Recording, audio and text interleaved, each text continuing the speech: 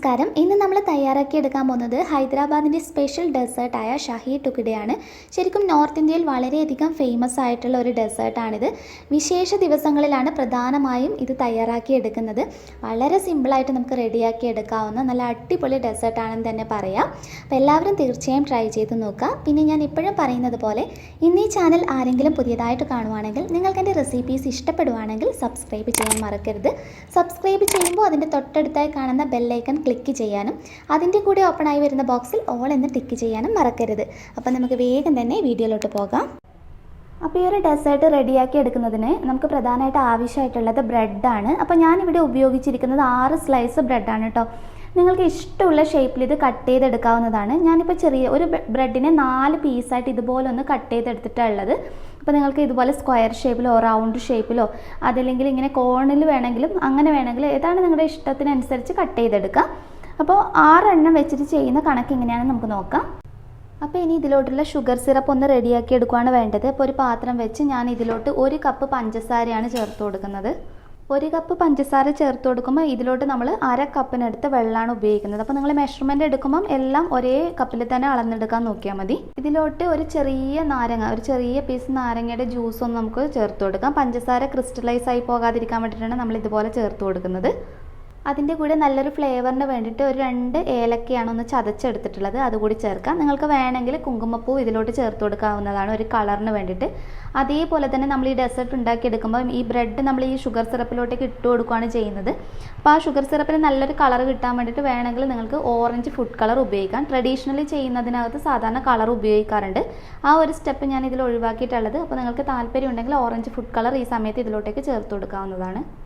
ഇനി ഈ പഞ്ചസാര നമുക്ക് നല്ലതുപോലെ ഒന്ന് ഉരുക്കിയെടുക്കാം. അപ്പോൾ നമ്മുടെ ഷുഗർ സിറപ്പ് നല്ല പാകമായി കിട്ടിയിട്ടുണ്ട്. ഇത് നമുക്ക് ഫ്ലെയിം ഓഫ് ചെയ്തിട്ട് ഇതൊന്ന് ഇത്തിരി ചൂടാറാൻ വേണ്ടിയിട്ട് വെക്കാം.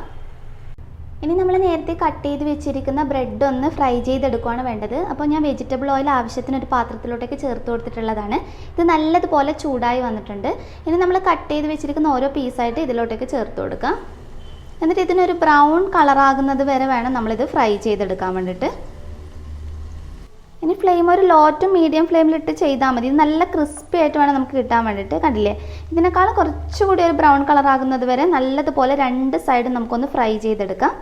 അപ്പോൾ നല്ലൊരു ബ്രൗൺ കളറായിട്ട് കിട്ടിയിട്ടുണ്ട്. ഈ ഒരു പാകത്തിന് വേണം നമ്മൾ റെഡിയാക്കി എടുക്കാൻ വേണ്ടിയിട്ട്. ഇതുപോലെ നമുക്ക് മുഴുവനൊന്ന് ഫ്രൈ ചെയ്തെടുക്കാം.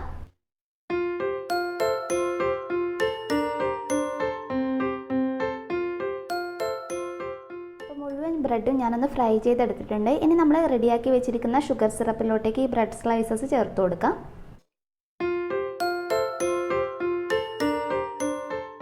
മുഴുവൻ നമ്മൾ കട്ട് ചെയ്ത് ഫ്രൈ ചെയ്ത് വെച്ചിരിക്കുന്ന മുഴുവൻ ബ്രെഡും ഇതുപോലെ ഷുഗർ സിറപ്പിൽ ഒരു 5 മിനിറ്റ് നമുക്കൊന്ന് ഇട്ട് വെക്കാം. അതിനുശേഷമാണ് നമ്മളിതൊന്ന് റെഡിയാക്കി എടുക്കുന്നത്. ഇനി ഡെസേർട്ടിലോട്ടേക്ക് ആവശ്യമായിട്ടുള്ള പാലൊന്ന് തിളപ്പിച്ചെടുക്കുകയാണ് വേണ്ടത്. ഇപ്പോൾ ഞാനിവിടെ എടുത്തിരിക്കുന്ന ഒരു 400 ml എടുത്ത പാലാണ്. അതിലോട്ടേക്ക് ഒരു 2-2.5 ടേബിൾ സ്പൂൺ എടുത്ത് പഞ്ചസാര കൂടി ചേർത്ത് കൊടുത്തിട്ടുണ്ട്. ഇനി നമുക്ക് നല്ലതുപോലെ ഒന്ന് തിളപ്പിച്ചെടുക്കാം. അപ്പോൾ പാലൊന്ന് തിളച്ച് വരാൻ തുടങ്ങിയിട്ടുണ്ട്. ഈ ഒരു സമയത്ത് ഇതിലോട്ടേക്ക് ഒരു 4 ടേബിൾ സ്പൂൺ എടുത്ത് പാൽപ്പൊടി ചേർത്തിട്ട് നല്ലതുപോലെ ഒന്ന് യോജിപ്പിച്ചെടുക്കാം. പിന്നെ ഇതിൽ ഞാനിപ്പോൾ 2-2.5 ടേബിൾ സ്പൂൺ എടുത്ത് പഞ്ചസാര മാത്രമാണ് ചേർത്തിട്ടുള്ളത്. അപ്പോൾ നിങ്ങളുടെ മധുരത്തിനനുസരിച്ചിട്ട് അതിൽ മാറ്റം വരുത്താവുന്നതാണ്. അപ്പോൾ പാൽപ്പൊടി ചേർത്ത് നല്ലതുപോലെ ഒന്ന് യോജിച്ച് വരുമ്പോൾ ഇതിലോട്ട് നമ്മൾ ചേർത്ത് കൊടുക്കേണ്ടത് കോൺഫ്ലോർ ആണ്. അപ്പോൾ നമ്മളിവിടെ ഉപയോഗിക്കുന്നത് 2 ടേബിൾ സ്പൂൺ കോൺഫ്ലോർ ഒരു 3-4 ടേബിൾ സ്പൂൺ വെള്ളമായിട്ട് നല്ലതുപോലെ ഒന്ന് യോജിപ്പിച്ചെടുക്കാം. പിന്നെ നമുക്ക് ആ ഒരു മിക്സ് കൂടി ഇതിലോട്ടൊന്ന് ചേർത്ത് ഇതൊന്ന് കുറുക്കിയെടുക്കുകയാണ് വേണ്ടത്. അപ്പോൾ കോൺഫ്ലോർ ചേർത്തിട്ടുള്ള ആ ഒരു മിക്സ് കുറച്ചായി ചേർത്തിട്ട് നല്ലതുപോലെ ഒന്ന് ഇളക്കി കൊടുത്ത് യോജിപ്പിക്കുക. കൈ എടുക്കാതെ യോജിപ്പിച്ച് കൊടുക്കുക. അപ്പോൾ ഇത് പെട്ടെന്നൊന്ന് കട്ട പിടിച്ചു പോകും. അപ്പോൾ ഫ്ലെയിം എപ്പോഴും ഒരു ലോ ടു മീഡിയം ഫ്ലെയിമിൽ ഇട്ടിട്ട് കൈ എടുക്കാതെ തന്നെ ഇളക്കി ഇതിന് നല്ലതുപോലെ ഒന്ന് കുറുക്കിയെടുക്കാം. നമുക്ക്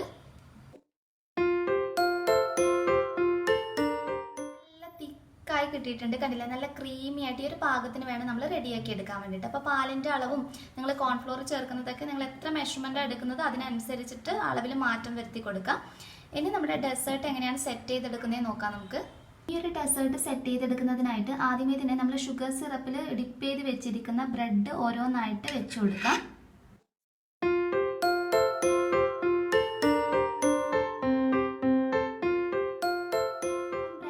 കൊടുത്തതിന് ശേഷം ബാക്കിയുള്ള പഞ്ചസാര പാനി നമുക്ക് ഇതിൻ്റെ മുകൾ ഭാഗത്തോടു കൂടി അതുപോലെ ഒന്ന് ഒഴിച്ചു കൊടുക്കാം. റെഡിയാക്കി വെച്ചിരിക്കുന്ന പാലിൻ്റെ മിക്സ് ഇതിൻ്റെ മുകൾ ഭാഗത്തോടുകൂടി ഒഴിച്ചു കൊടുക്കാം.